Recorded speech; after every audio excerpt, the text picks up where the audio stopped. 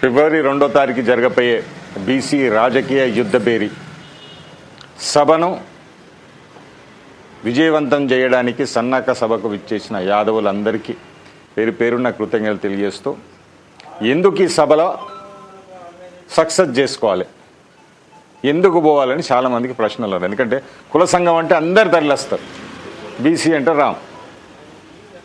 ఈ రాష్ట్రంలో 2 లక్షల మంది బీసీలు ఉన్నారు. వరంగల్ నడిబొడ్డున ఆర్ట్స్ కాలేజీలో ఈ సభ చేస్తున్నాం.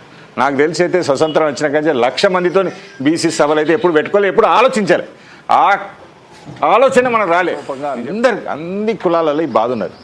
అరే ఏంద్ర భయ్ ఎవరి చేతులు నడుతున్నాం రా భయ్, అమ్మ మనకు జనాభా ఇంతుండే 3%, 0.5% వాళ్ళ కింద దండాలు పెట్టుకుంటూ కూర్చుంటాను, అడుక్కుంటూ కూర్చుంటాను.